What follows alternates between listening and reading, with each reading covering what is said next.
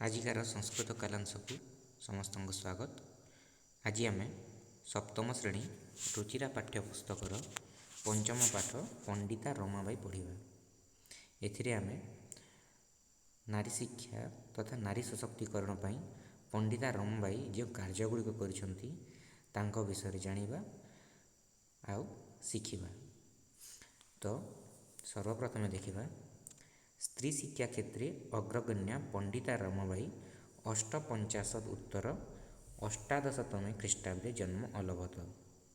यार अर्थ होची स्त्री शिक्षा क्षेत्र में अग्रगण्या माने आगर जहाँ को गणा जाए माने जी स्त्री शिक्षा क्षेत्र में जो माने काम करिसेंती जदि तांको आमे से मानको जदि आमे मने पकेबा तो सर्वप्रथम जार ना आसे सेटा होची अग्रगण्या। से होचंदी पंडिता रमाबाई। से केवे जन्म ग्रहण करते ना 1858 ख्रीष्टाब्द जन्म ग्रहण करते। प्रथम लाइन अर्थ होची स्त्री शिक्षा क्षेत्र में अग्रगण्या पंडिता रमाबाई 1858 ख्रीष्टाब्द जन्म ग्रहण करते। जन्म अलभत। तस्याः पिता अनंत शास्त्री डोंगरे माता च लक्ष्मीबाई आस्था। तस्याः पिता तांकर पिता बापा कर ना थिला अनंत शास्त्री डोंगरे। तांकर बापा होचंदी अनंत शास्त्री डोंगरे एवं मातांकर ना थिला लक्ष्मीबाई। माने तांकर बापा अनंत शास्त्री डोंगरे और माँ लक्ष्मीबाई थिली आस्था माने थिली। तस्मिन् काले स्त्री शिक्षा स्थिति चिंतानीय आसीत्। तस्मिन् काले सही समय रे स्त्री शिक्षा स्त्री शिक्षार स्थिति तार अवस्थाटा चिंतनीय आसी अति शोचनीय थिला। माने से समय रे स्त्री शिक्षा को लोग एते ध्यान देउ नथिले। स्त्री मानक शिक्षा पाइबारु वंचित करुथिले। स्त्री माने स्त्री शिक्षा लाभरू वंचित हेउथिले। तो सही समय रे स्त्री शिक्षार स्थिति अति शोचनीय थिला चिंतनीय थिला। स्त्रीणां कृते संस्कृत शिक्षणं प्रायः प्रचलितं नासीत्। स्त्री मानक पई संस्कृत शिक्षण प्राय प्रचलित नथिला। से समय रे संस्कृत शिक्षण भी थिला तो स्त्री मानक पई संस्कृत शिक्षण भी प्राय प्रचलित नथिला न आसीत् न आसीत्। किंतु डोंगरे रूढ़िबद्धां धारणां परित्यज्य स्वपत्नी संस्कृतम अध्यापयत्। किंतु डोंगरे महोदय माने पंडिता रमाबाईंकर बापा जी डोंगरे से कौन कले से रूढ़िबद्ध धारणा गुड़ी परित्याग करी स्वपत्नी निज पत्नी को माने लक्ष्मीबाई को संस्कृतम अध्यापय संस्कृत पढ़े। से समय रे संस्कृत पढ़ाटा प्राय स्त्री लोक बारण थिला। किंतु यही सबू रूढ़ी से समय से रूढ़ी को त्याग करिकी डोंगरे कौन कले तांको पत्नी को संस्कृत अध्ययन करेले। एतदर्थं सह समाजस्य प्रतारणमपि असहत। एतदर्थं यापाई से समाजर प्रतारणा मध्य सहिले। समाज विरुद्ध काम कला परि है से समय तो समाज रे नारी मानू शिक्षा ग्रहण पूरा युक्तियुक्त नथिला मना थिला। तापरे संस्कृत शिक्षण आहरी बारण थिला तथापि डोंगरे महोदय पढ़ेले से समाजर प्रतारणा भी समाज ठारू प्रतारणा मान विभिन्न निंदा अपमान भी सहिले। अनंतरम सा रमा अपि स्वमातु संस्कृत शिक्षा प्राप्तवती। अनंतरम परे रमा मध्य स्वमातु निज माँ ठारू संस्कृत शिक्षा प्राप्तवती संस्कृत शिक्षा पाइली। माने रमा कुतः संस्कृत शिक्षा प्राप्तवती यदि प्रश्न आसीबो रमा केउठारू संस्कृत शिक्षा पाइले बोली आसिले उत्तर हे स्वमातु निज माँ ठारू। कालक्रमेण रमाया पिता विपन्न संजात। कालक्रम रमांकर बापा विपन्न संजात। विपन्न माने धनहीन अर्थात निर्धन। से धीरे दिने समयर स्रोत किछि कालक्रम रमांकर जो बापा थे डोंगरे महोदय अनंत शास्त्री डोंगरे से निर्धन हो गले धनहीन हो गले गरीब हो गले। तस्या पितरौ ज्येष्ठा भगिनी च दुर्भिक्ष पीड़िता दिवंगता। तस्या पितरौ ତାଙ୍କର ପିତରୁ ମାତାଶ୍ଚ ପିତାଶ୍ଚ ପିତରୁ, ମା' ଓ ବାପାଙ୍କୁ ଯଦି ଏକ ପଦରେ କହିବା ସଂସ୍କୃତରେ ପିତରୁ କୁହାଯାଏ, ମା' ଓ ବାପା। ତ ତାଙ୍କର ମା' ବାପା, ଜ୍ୟେଷ୍ଠା ଭଗିନୀ ଓ ବଡ଼ ଭଉଣୀ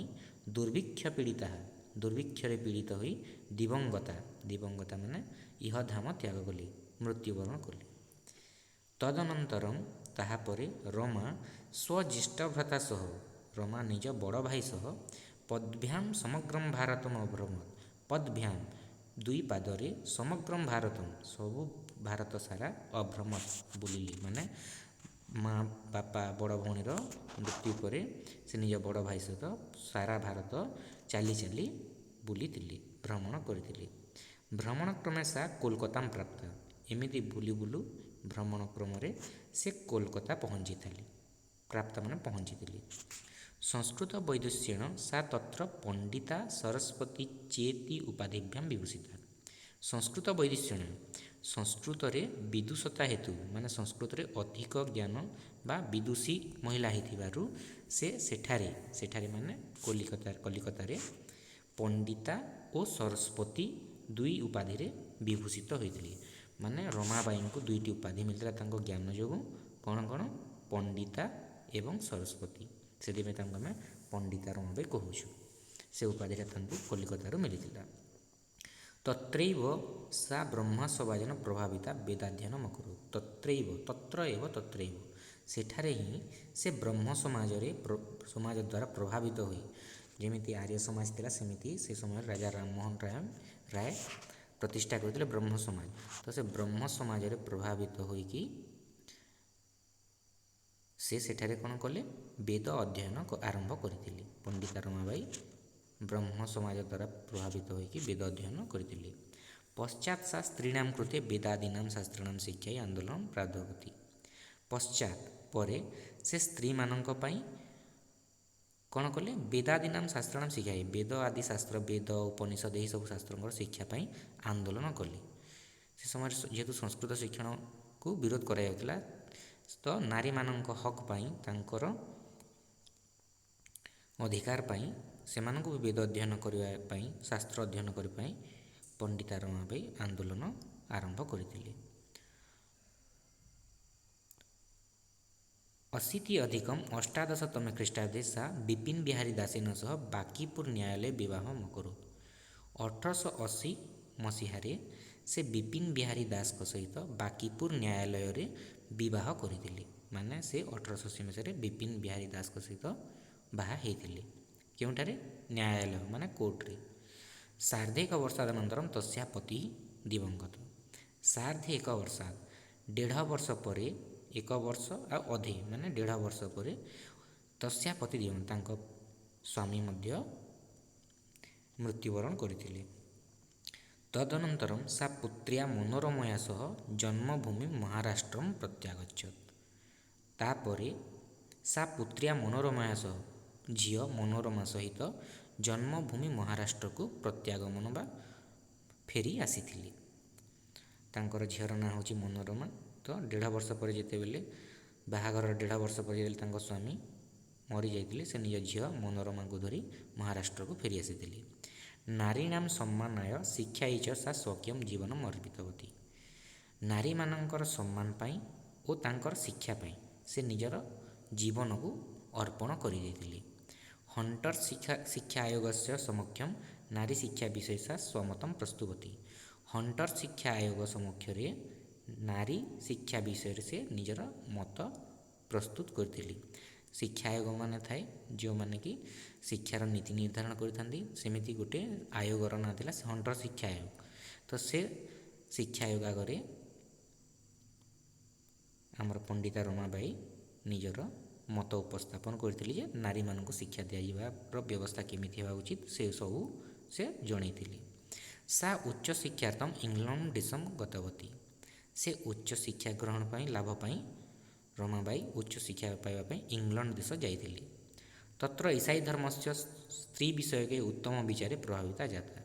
ସେଠାରେ ସେ ଇସାଇ ଧର୍ମରେ ଥିବା ସ୍ତ୍ରୀମାନଙ୍କ ପ୍ରତି ଯେଉଁ ଉତ୍ତମ ବିଚାର ଅଛି ସେଥିରେ ସେ ପ୍ରଭାବିତ ହୋଇଥିଲେ। ଇସାଇ ଧର୍ମର ଯେଉଁ ସ୍ତ୍ରୀମାନଙ୍କୁ ସମ୍ମାନ ଦିଆଯାଏ ସେଥିରେ ସେ ପ୍ରଭାବିତ ହୋଇଥିଲେ। ଇଂଲଣ୍ଡ ଦେଶାତ୍ ରମାବାଈ ଆମେରିକା ଦେଶଂ ଅଗଚ୍ଛତ୍। ଇଂଲଣ୍ଡ ଦେଶରୁ ରମାବାଈ କୁଆଡ଼େ ଗଲେ? ଆମେରିକା ଦେଶ ଗଲେ। ତତ୍ର ସା ଭାରତସ୍ୟ ବିଧବା ସ୍ତ୍ରୀଣାଂ ସହାୟତାର୍ଥଂ ଅର୍ଥ ସଞ୍ଚୟ ଅକରୋତ୍। ସେଠାରେ ସେ ଭାରତର ବିଧବା ସ୍ତ୍ରୀମାନଙ୍କ ସହାୟତା ପାଇଁ ଅର୍ଥ ସଞ୍ଚୟ କରିଥିଲେ। ଭାରତରେ ଯେଉଁ ବିଧବା ସ୍ତ୍ରୀମାନେ ଅଛନ୍ତି ତାଙ୍କର ବିଭିନ୍ନ ସାହାଯ୍ୟ କରିବା ପାଇଁ ସେ ଅର୍ଥ ସଞ୍ଚୟ କରିଥିଲେ। ସେଠି ଲୋକଙ୍କୁ ଅର୍ଥ ମାଗିଥିଲେ ଦାନ ଆକାରରେ। ଭାରତଂ ପ୍ରତ୍ୟାଗତ୍ୟ ମୁମ୍ବାଇ ନଗରେ ସା ଶାରଦା ସଦନମ୍ ଅସ୍ଥାପୟତ୍। ତାପରେ ସେ ଯେତେବେଳେ ଭାରତକୁ ଫେରିଲେ, ଭାରତକୁ ଫେରି ଆସି ମୁମ୍ବାଇ ନଗରରେ, ବର୍ତ୍ତମାନ ଯେଉଁ ମୁମ୍ବାଇ କହୁଛୁ, ଆଗରୁ ବମ୍ବେ କୁହାଯାଉଥିଲା, ସେ ମୁମ୍ବାଇ ନଗରରେ ସେ ଶାରଦା ସଦନ ସ୍ଥାପନ କରିଥିଲେ। ଗୋଟେ ଘର ତିଆରି କରିଥିଲେ, ଯାହାର ନାଁ ଥିଲା ଶାରଦା ସଦନ। ଅସ୍ମିନ୍ ଆଶ୍ରମେ ନିଃସହାୟା ସ୍ତ୍ରୀୟ ନିବସନ୍ତି ସ୍ମ। ସେହି ଆଶ୍ରମରେ, ସେହି ଶାରଦା ସଦନରେ ନିଃସହାୟ ସ୍ତ୍ରୀ ଲୋକମାନେ ବାସ କରୁଥିଲେ। ମାନେ ଯେଉଁମାନଙ୍କର କେହି ସାହାର ନଥିଲେ, ସେମିତି ସ୍ତ୍ରୀ ଲୋକମାନଙ୍କୁ ନେଇକି ସେ ସେଠି ରଖିଲେ। ତତ୍ର ସ୍ତ୍ରୀୟ ମୁଦ୍ରଣ, ଟଙ୍କଣ, କାଷ୍ଠକଲାଦୀନାଞ୍ଚ ପ୍ରଶିକ୍ଷଣମପି ଲଭନ୍ତେ ସ୍ମ। ତତ୍ର ସେଠାରେ ସ୍ତ୍ରୀମାନେ ମୁଦ୍ରଣ, ଟଙ୍କଣ, କାଷ୍ଠକଲାଦି ପ୍ରଶିକ୍ଷଣ ଲଭନ୍ତେ ସ୍ମ। ସେଠାରେ ସେମାନେ ମୁଦ୍ରଣ କରିବା, ଟଙ୍କଣ ମାନେ ଟାଇପିଂ କରିବା, କାଷ୍ଠକଲା ମାନେ ବିଭିନ୍ନ କାଠରେ ବିଭିନ୍ନ ବସ୍ତୁ ତିଆରି କରିବା, ଏମିତି ବିଭିନ୍ନ କାଷ୍ଠକଲା ଗୁଡ଼ିକ ପ୍ରଶିକ୍ଷଣ ବି ସେଠାରେ ପାଉଥିଲେ। ପରମ୍ ଇଦಂ ସଦନମ୍ ପୁଣେ ନଗରେ ସ୍ଥାନାନ୍ତରମ୍ ଜାତମ୍। ପରେ ଏହି ଘରଟା ପୁଣେ ନଗରକୁ ସ୍ଥାନାନ୍ତରିତ ହେଲା। ତତଃ ପୁଣେ ନଗରସ୍ୟ ସମୀପେ କେଡ଼ଗାଁଓ ସ୍ଥାନେ ମୁକ୍ତି ମିଶନ ନାମ ସଂସ୍ଥାନମ୍ ତୟା ସ୍ଥାପିତମ୍। ତାପରେ ପୁଣେ ନଗର ପାଖରେ ଗୋଟେ ଗାଁ ଅଛି କେଡ଼ଗାଁଓ, ସେଇ ଜାଗାରେ ସେ ମୁକ୍ତି ମିଶନ ନାମକ ଗୋଟେ ସଂସ୍ଥା ସ୍ଥାପନ କରିଲେ। ଅତ୍ର ଅଧୁନାପି ନିରାଶ୍ରିତା ସ୍ତ୍ରୀୟ ସସମ୍ମାନଂ ଜୀବନମ୍ ୟାପନ୍ତି। ଏଠାରେ ଅଧୁନା ଅପି ବର୍ତ୍ତମାନ ମଧ୍ୟ ନିରାଶ୍ରିତ ସ୍ତ୍ରୀ ଲୋକମାନେ ସମ୍ମାନର ପୂର୍ବକ ସମ୍ମାନର ସହିତ ଜୀବନଯାପନ କରୁଛନ୍ତି। କେଉଁ ଜାଗାରେ? ମୁକ୍ତି ମିଶନ, ଯେଉଁଟା ବର୍ତ୍ତମାନ ପୁଣେ ନଗର ପାଖରେ କେଡ଼ଗାଁଓ ପାଖରେ ଅଛି। ଦ୍ୱାବିଂଶତି ଅଧିକମ୍ ଊନବିଂଶତମେ ଖ୍ରୀଷ୍ଟାବ୍ଦେ ରମାବାଈ ମହୋଦୟାୟାଃ ନିଧନମ୍ ଅଭବତ୍। 1922 ଖ୍ରୀଷ୍ଟାବ୍ଦରେ ରମାବାଈଙ୍କର ନିଧନ ହୋଇଥିଲା। ସେ ମଧ୍ୟ ଇହଧାମ ତ୍ୟାଗ କରିଥିଲେ। ସା ଦେଶ ବିଦେଶାନାଂ ଅନେକାସୁ ଭାଷାସୁ ନିପୁଣା ଆସୀତ୍। ସେ ଦେଶ ଓ ବିଦେଶର ଅନେକ ଭାଷାରେ ନିପୁଣ ଥିଲେ। ମାନେ ତାଙ୍କୁ ବିଭିନ୍ନ ଦେଶର ଆଉ ଆମ ଦେଶର ବିଭିନ୍ନ ଯେଉଁ ଭାଷା ଅଛି କିମ୍ବା ବିଦେଶୀ ଭାଷାମାନେ ବି ସେ ପାରଙ୍ଗମ ଥିଲେ, ତାଙ୍କୁ ଜଣାଥିଲା। ସମାଜ ସେବାୟାଃ ଅତିରିକ୍ତଂ ଲେଖନ କ୍ଷେତ୍ରେ ଅପି ତସ୍ୟାଃ ମହତ୍ତ୍ୱପୂର୍ଣ୍ଣମ୍ ଅବଦାନମ୍ ଅସ୍ତି। ସମାଜ ସେବାର ଅତିରିକ୍ତ, ମାନେ ସମାଜ ସେବାକୁ ଛାଡ଼ିକି ଲେଖନ କ୍ଷେତ୍ରରେ ମଧ୍ୟ, ଲେଖାଲେଖିରେ ମଧ୍ୟ ତାଙ୍କର ଅବଦାନ ମହତ୍ତ୍ୱପୂର୍ଣ୍ଣ ଅଟେ। ସ୍ତ୍ରୀ ଧର୍ମ ନୀତି ହାଇକାଷ୍ଟ ହିନ୍ଦୁ ୱିମେନ୍ ଇତି ତସ୍ୟାଃ ପ୍ରସିଦ୍ଧମ୍ ରଚନାଦ୍ୱୟମ୍ ବର୍ତ୍ତତେ। ସେ ପ୍ରସିଦ୍ଧ ଦୁଇଟି ରଚନା ଲେଖିଛନ୍ତି, ପୁସ୍ତକ ଗ୍ରନ୍ଥ ଲେଖିଛନ୍ତି। ଗୋଟେ ହେଉଛି ସ୍ତ୍ରୀ ଧର୍ମ ନୀତି, ଆଉ ଗୋଟେ ହେଉଛି ହାଇକାଷ୍ଟ ହିନ୍ଦୁ ୱିମେନ୍। ଏ ଦୁଇଟା ତାଙ୍କର ସାହିତ୍ୟ କ୍ଷେତ୍ରରେ ଅଥବା ସମାଜକୁ ଏଇଟା ମଧ୍ୟ ବଡ଼ ଅବଦାନ ଅଟେ। ତ ଆଜି ପାଇଁ ଏତିକି। ପଣ୍ଡିତା ରମାବାଈ ପାଠ ଏଠି ସମାପ୍ତ ହେଲା। ଧନ୍ୟବାଦ।